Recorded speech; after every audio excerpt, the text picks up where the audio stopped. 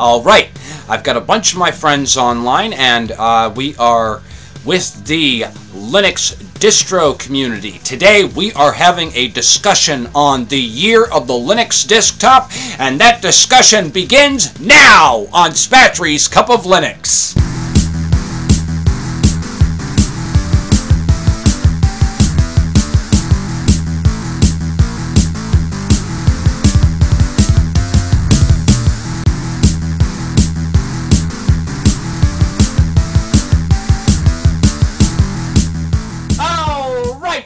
Another hot topic on Spatry's Cup of Linux, and today we are talking about the year of the Linux desktop. Has it come and gone? Have we missed it? What gives here? Well, let's have a quick look at what the Wikipedia has to say. Since at least 2000 articles declaring that the year 20-something will be the year of the Linux desktop or year of the Linux desktop, have been published by a number of tech-related magazines and websites. This refers to an expected breakthrough in Linux adoption by businesses, corporations, and personal users. The reasons for these forecast gains include the installation of a Linux distribution on the desktops of workers or organizations or companies who may not be immediately or otherwise involved in the computing industry, or the acceleration of development for specific applications which find their greatest use on desktop Linux distributions. It's an interesting little article, but my personal belief, I think that the Linux desktop has come and gone, and we just simply missed it. What do you guys think of that? Who wants to go first? Well, the year of the Linux desktop, I remember talking with you. You were, I think you mentioned that it's the year that you happened to install Linux, and for me that would be 2010, and that was when I first tried Lucid Linux, and that was the year when I had my Linux desktop, and I thoroughly enjoyed using Linux, and I converted pretty quickly. Yeah, I'd have to agree that for many people, the year of the Linux desktop is when they decide to install it on their system and actually stick with it.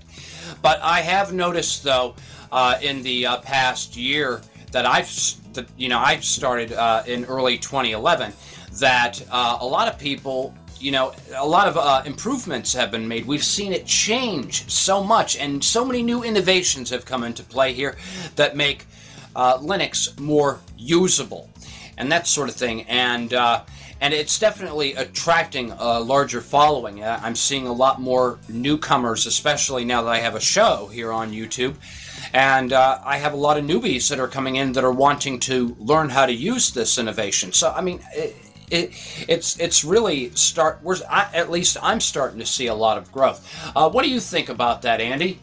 Well, I think Spatry's. I think the distro that got me started was back in 2007. Was the most popular Ubuntu Linux version 7.10 that I had, and once I started using that distro of Linux, I figured it out, and I thought, wow, I finally have the freedom to choose what Linux distro that I wanted to choose, and I chose to choose what OS that I want on my system. So yeah, it pretty much just gets all my stuff done.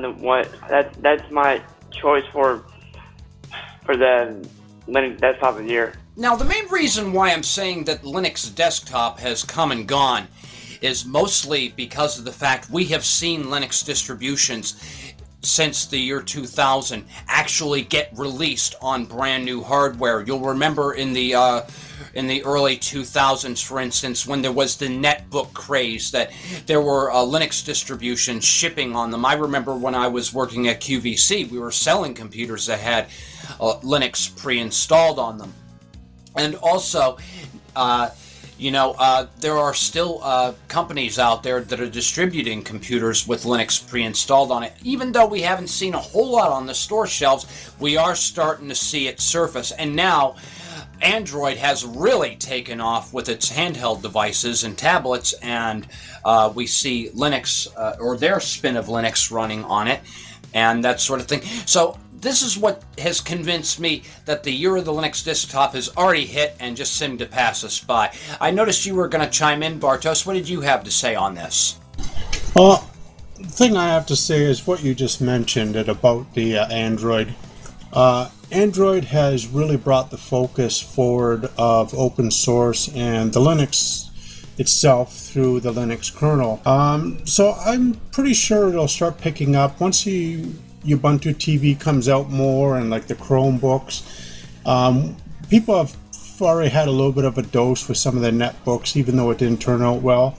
So I see it picking up, but it'll take some time once people start getting frustrated with the other operating systems and being locked in and having to pay for everything and just being too tight. And that is a big thing for a lot of people. I have been doing a lot of research on this topic lately, and the thing is, people really are getting fed up with these lock-in procedures that the software giants are coming out with now.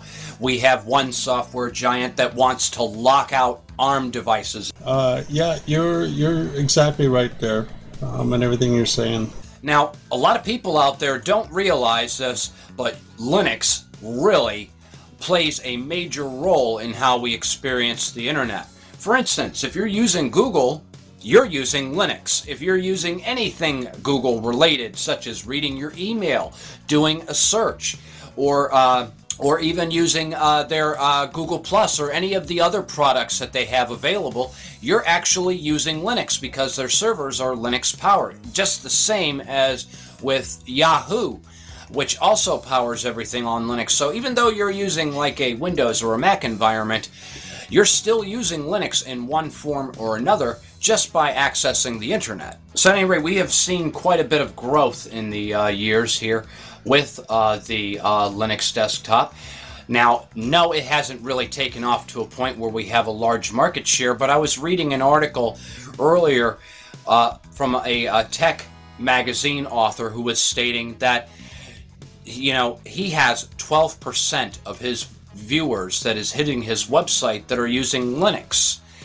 And I tend to wonder, are we really at a 1% to 3%? There's got to be more than that. Yeah, the numbers are probably correct. Well, that's kind of hard to tell. We're not homogenized like Windows or OS X is.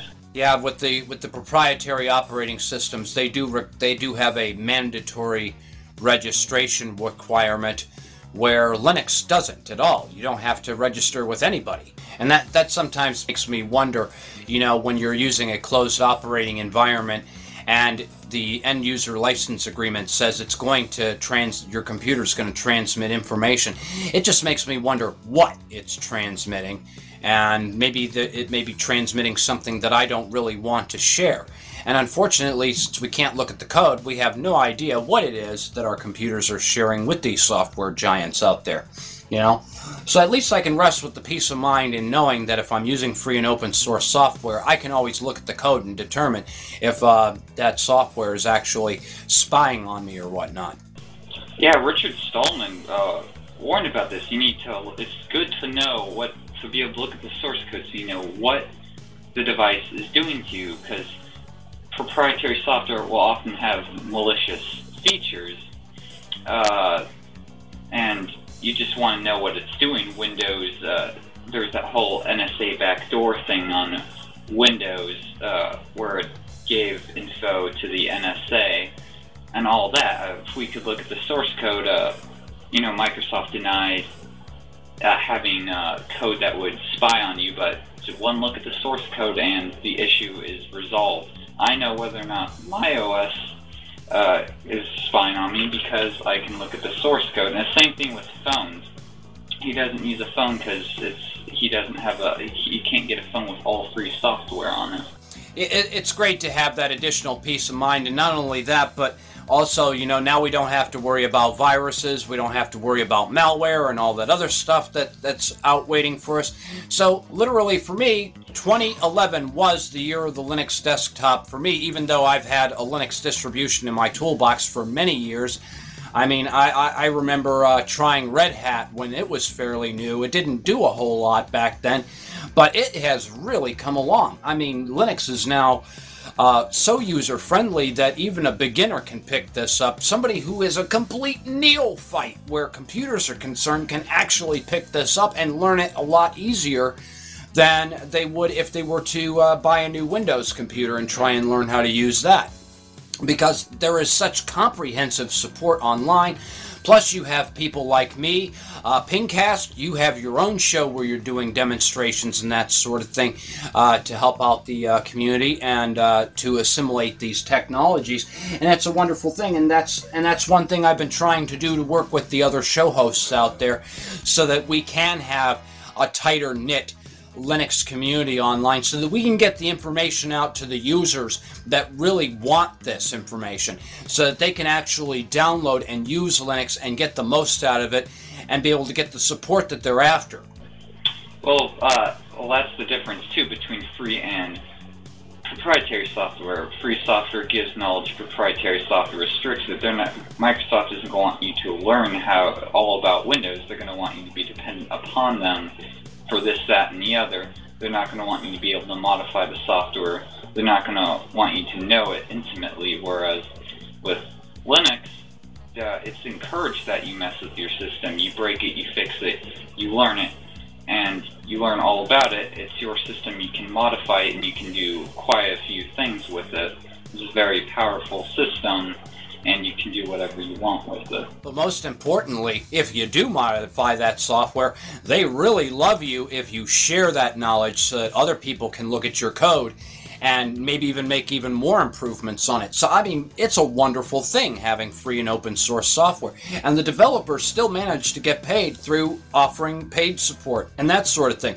So it's not like, people are going broke by making all of this software. There is money going around for everyone who contributes to this endeavor. So it's a really good thing. People do the pay for support thing, and you're probably gonna get competent people with your support.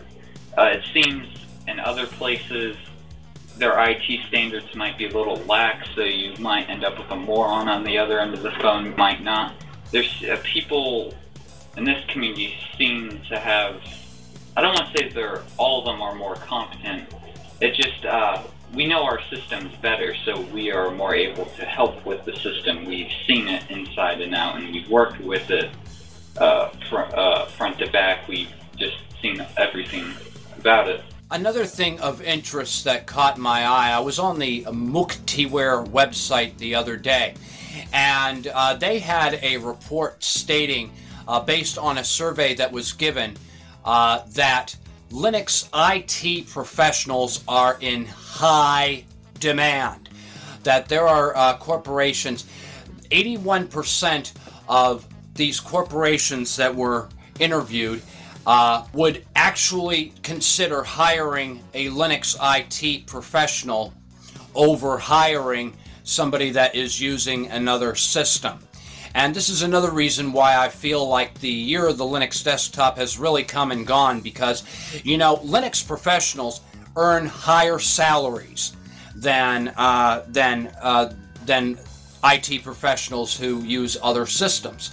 And I mean, you have major players, Google, Facebook, Amazon, Qualcomm, IBM, Intel, and hundreds of other companies who rely on Linux to support their businesses, especially their highly valued data centers and embedded systems, and are paying big bucks to find and retain Linux talent. And so this is something for all of you students out there. If you're taking up computer courses and that sort of thing, you really want to assimilate this Linux technology, because it is literally booming. Companies are looking to hire these professionals, and they're going to pay you big bucks to do it. It might be a bit harder to find a class on Linux because everything's just so Windows oriented. I've had people tell me they took a class on, it was Intro to Operating Systems, but all it was Windows Vista. You'll probably have to do a lot more on your own time than with Windows, because it could be a bit harder to find Linux classes, but regardless, you're still going to have to spend time on your own learning the system. You're not going to learn everything sitting in the classroom. There's also Red Hat certification, which should get you in a lot of doors in a Linux server community. Yeah, it's big. That's one thing I'm going to be trying to get when I become more adept in Linux. I'm going to try and get Red Hat certified.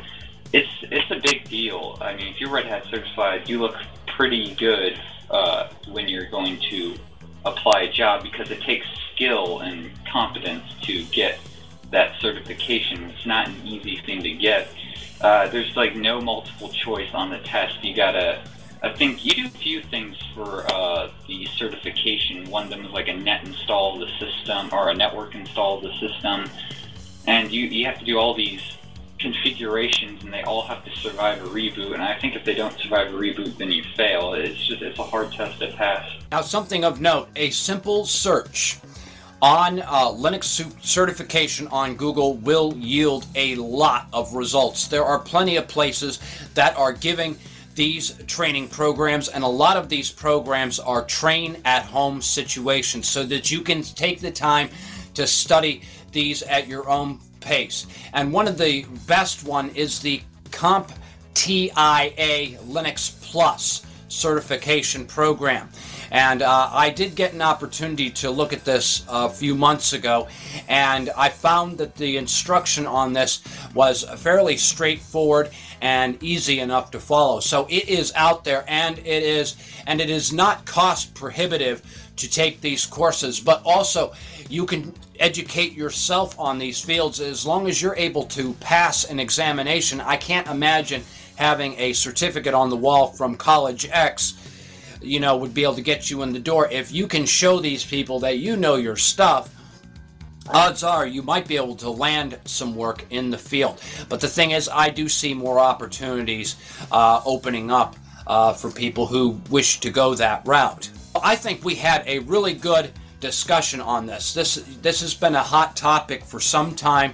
Is 2012 the year of the Linux desktop? Absolutely not. It has already been here. It has already passed us. We just missed it. The year of the Linux desktop, though, is when you installed it on your computer. We've got a 2007 in the house. I'm a 2011. Pingcasts, what year was it for you? 10. And Bartos, what have you got? 2006. What year?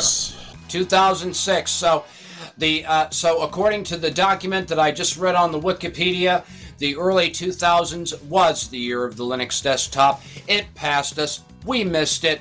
But you know what? We're still seeing all these innovations coming up, and a lot of good things are going to be heading our way in the coming years. I'm doing my best to stay on top of all the Linux trends and all the Linux news, and it's really exciting to see what the Linux community is putting out there for users.